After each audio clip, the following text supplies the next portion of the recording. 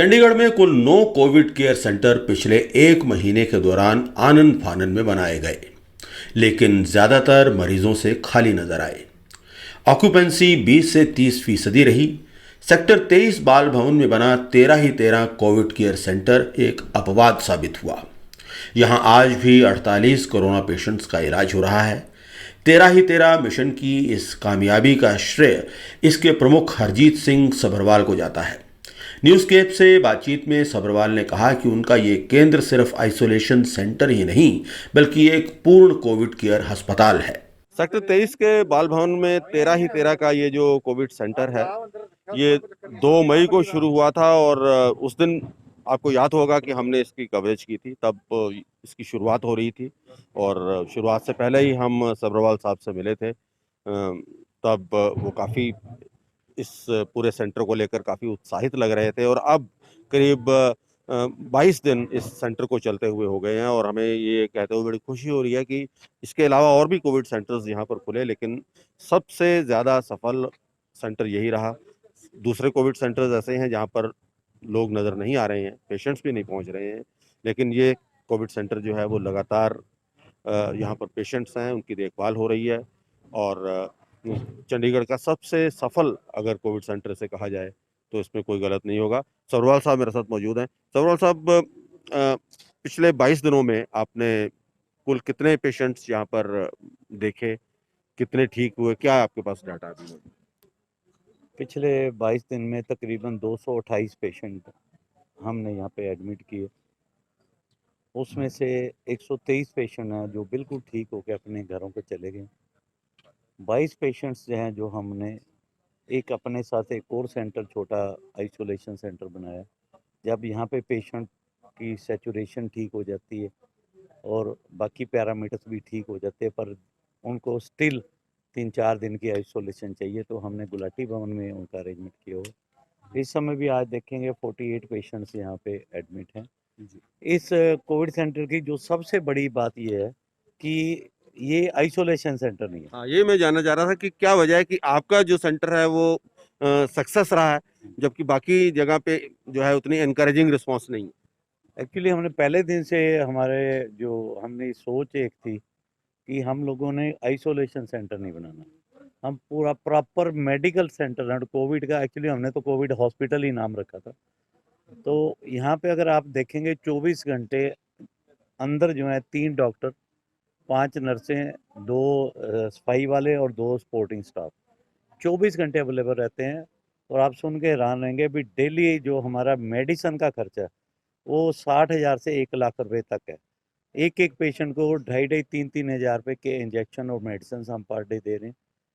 इनके साथ में सपोर्टिंग जो स्टाफ बैक पे है हमारे यहाँ पे एमडी मेडिसिन, अगर आप देखेंगे यहाँ पे बैठे हैं, पेशेंट को नया पेशेंट आता है तो उसको वो चेक करते हैं, उसकी मेडिकल रिपोर्ट चेक करके उनकी मेडिसिन स्टार्ट करते हैं। एंटीबायोटिक देनी है, स्टेरॉइड्स देनी है, कुछ देना है, वो 24 घंटे वो भी बाहर अवेलेबल रहते हैं। डीएम डॉक्टर, 2 डीएम डॉक्टर हमारी बैकिंग पे है। जैसे टेक्निकल चीज़ें जिनको स्टेरॉइड्स देते हैं उनकी शुगर बढ़ जाती है और शुगर कई बार 600-700 भी हो जाती है, तो आपको एक बैकिंग डीएम एंड्रोकोलॉजी का चाहिए। वो डॉक्टर माथुर हैं जो पहले दिन से हमारे साथ में जुड़े हैं। हम उनको ऑनलाइन कंसल्ट करते हैं, हम बताते हैं भी ये इंसुलिन इस कैपेसिटी की इसकी यूनिट्स दिए जाएं, तो 3-4 घंटे में हम उसको कर लेते हैं।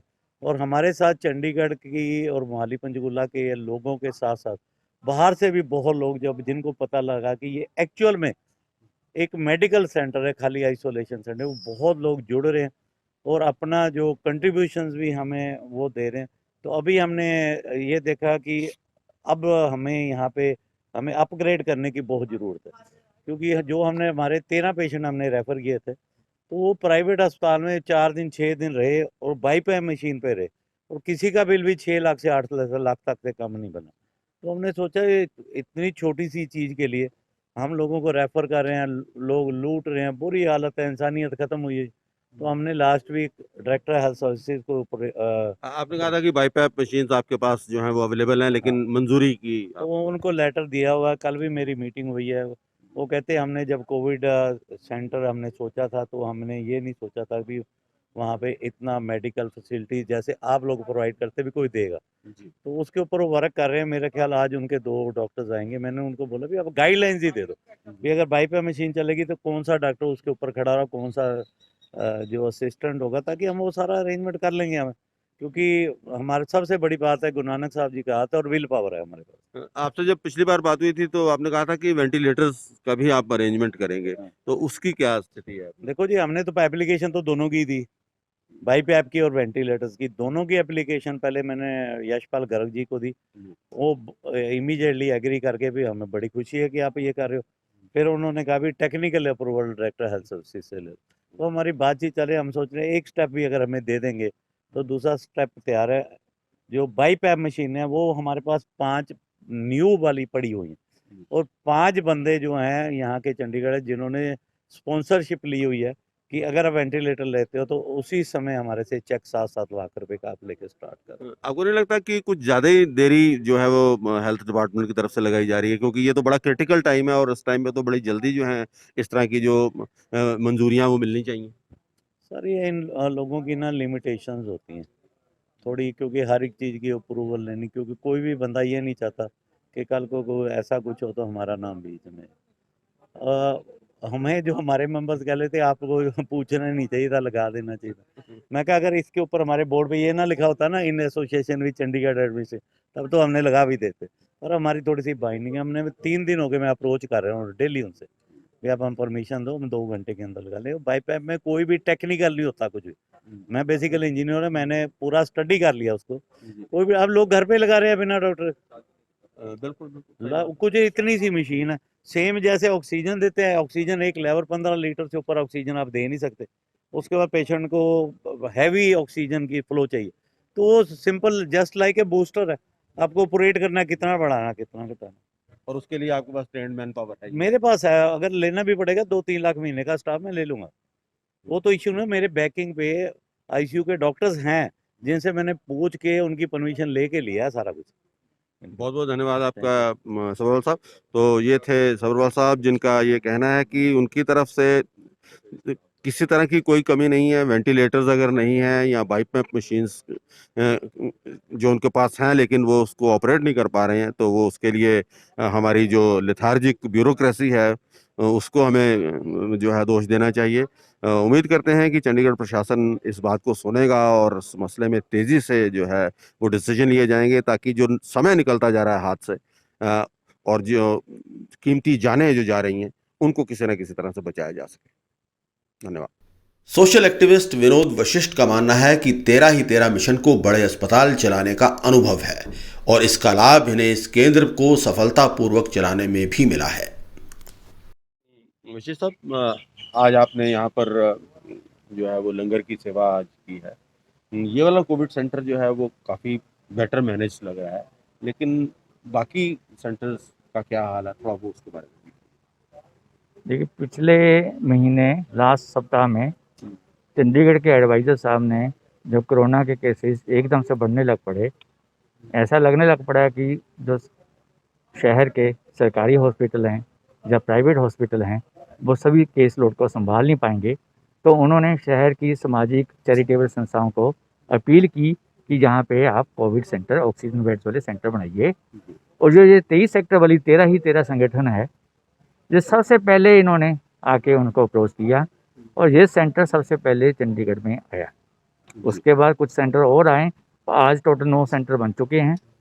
तो जब से सेंटर ये शुरू हुए हैं ऑक्सीजन वाले, बेड्स वाले, मैं लगातार हर रोज़ बेड ऑक्यूपेंसी का डाटा आता है, तो मैं देखता हूँ और बड़ी हैरानी की बात है, ये सेंटर हमेशा ही 80-90%, 95% ऑक्यूपाइड रहता है और बाकी सेंटर्स उसके विपरीत हैं।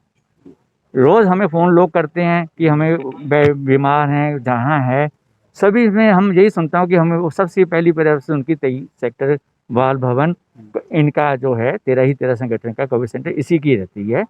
तो इसमें मैंने कई पेशेंट से भी बात की, लोग भी जो अप्रोच करते हैं उनसे भी बात की और खुद आज मैं इसी चक्कर में मैं यहाँ पे आज मैं खुद आ भी गया हूँ। मैंने इन संस्था के सब्रवाल जी से भी बात की। ये देखो संगठन, एक तो इनकी जो संगठन है, इनके हाथों में ही सेवा भाव है। आपके पास बहुत बढ़िया कार हो सकती है, अगर चलाना ही नहीं आता उस कार का कोई फायदा नहीं है। ये 20 साल से चंडीगढ़ में 3-3 हॉस्पिटल चला रहे हैं और सारे के सारे चैरिटेबल हैं। इवन कोविड का 23 साइट जो इन्होंने सेटअप किया है, इसके साथ इन्होंने 33 सेक्टर का गुलाटी भवन भी मिला लिया है, जो पूरी प्राइवेट A1 AC रूम्स हैं वहाँ पे। और मुझे ऐसा लग रहा था कि शायद वो कुछ पेशेंट जो कहते होंगे हम पे कर सकते हैं, उनके लिए बनाया हो, वो भी टोटली फ्री है। और साथ में मुझे ये लगता है कि अभी भी चंडीगढ़ में ICU बेड्स की बहुत कमी है। आज का डाटा भी मैंने देखा है जो कल इशू हुआ था, 82% ICU बेड सरकारी और प्राइवेट हॉस्पिटलों में मिला के 82% अभी भी भरे हुए हैं। और जो एम्स के डायरेक्टर साहब की रिकमेंडेशन है कोई 60% के करीब ICU की ऑक्यूपेंसी होनी चाहिए। इसलिए मुझे लगता है कि इन सेंटर्स को भी जो कर सकते हैं, जैसे इन्होंने बताया कि इनके पास ऑलरेडी इन्होंने 5 से 10 बाईपैप खरीद के रखे हुए हैं, जो वेंटिलेटर से पहले की एक कड़ी होती है, तो उनकी परमिशन की इंतजार कर रहे हैं। मुझे लगता है प्रशासन को चाहिए कि इनको एकदम से परमिशन दे, कम से कम हमारे ICU बेड्स का तो लोड कम हो। यही मैं उनको सुझाव देना चाहूँगा। नहीं, बाकी कोविड सेंटर्स इसको एम्यूलेट क्यों नहीं कर पा रहे हैं, क्या वजह है? एक तो कुछ सेंटर तो ऐसे हैं जो कि कॉर्पोरेट्स ने बनाए हैं एज ए CSR एक्ट के अंडर, जी तो उनका वो कमर्शियल ऑर्गेनाइजेशन हैं, उनको CSR का फंड जो होता है जो यूटिलाइज करना होता है, उन्होंने कोविड सेंटर सेटअप कर दिया है। उनके पास पैसा था, सरमाया था, उन्होंने बना दिया है, पर उनको चलाने वाले उनके हाथों की कमी थी। पर कुछ सेंटर अभी आए हैं इस हफ्ते 2-3 और मुझे लगता है काफ़ी बढ़िया हैं। जैसे कि ये एक 34 सेक्टर में आया है, एक 43 सेक्टर में आया है, एक यूनाइटेड स्टिक्स ने बनाया है, एक और संस्था है कंधारी, उन्होंने बनाया है कंधारी ग्रुप्स ने, उन्होंने अच्छी मैन पावर को भी हायर किया है। मुझे लगता है वो भी अच्छे चलेंगे। मोहाली में चल रहा है, बहुत बढ़िया चल रहा है। तो बाकी थोड़ा सा केस लोड भी कम हुए हैं। और साथ में कल ही प्रशासन ने जो इनके सरकारी 2 कोविड सेंटर थे, सूद भवन और धन्वंतरी हॉस्पिटल, उनको उन्होंने बंद कर दिया है और सारे के सारे पेशेंट्स उनको वो ट्रांसफ़र करें इनमें। तो जो सेंटर अभी थोड़े कम चल रहे हैं, मुझे लगता है उनके पास भी ऑक्यूपेंसी आ जाएगी और वो भी इनसे सीख लेंगे इस सेंटर से। सूद भवन और धनवंतरी वाले जो कोविड सेंटर खुद सरकार चला रही थी, क्या वजह थी कि वो उनको बंद करनी पड़ी? उनको बंद करने का बेसिकली उन्होंने बंद नहीं किया, क्योंकि 9 सेंटर नए आ गए हैं, तो उनको उन्होंने as a standby backup रख दिया है, बंद नहीं किया है उनको। ओके। धन्यवाद।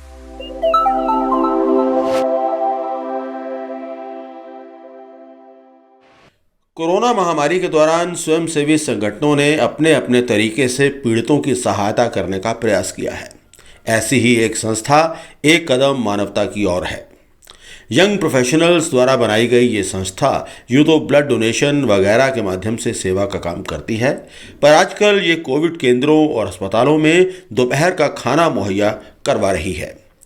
एक कदम मानवता की ओर के सदस्यों ने आज बाल भवन स्थित कोविड केंद्र को गर्मा गर्म कड़ी चावल के 100 से ज़्यादा पैकेट्स दिए, साथ ही नारियल पानी और अन्य फल भी मुहैया करवाए। हम एक कदम मानवता की टीम है हमारी, जो हम मतलब कि ब्लड डोनेशन, प्लेटलेट डोनेशन और मतलब कि अपने लंगर सेवा कर रहे हैं कोविड में।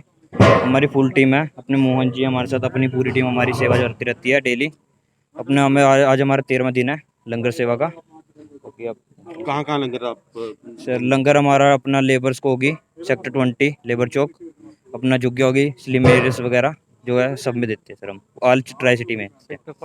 41 और यहाँ के बारे में कहते हैं, 13 के बारे में कैसे पता लगा? सर ये हमें पता लगा कि यहाँ पे अपना ऐसे मतलब कि कोविड सेंटर है, तो हम वहाँ से आइसोलेशन सेंटर है, तो हम यहाँ पे आए कि हमें पता लगा, तो हमने सर से बात की सीपुर बाबू से, तो उन्होंने बोला कि हाँ आप कर सकते हो। हम चाहते थे कि हमें मिले ऐसे कोविड सेंटर्स वगैरह कि जहाँ पे हम सीधे डायरेक्ट ही कर सकें, तो हमें पता लगा तो हम यहाँ पे आए हैं आज। Thank you.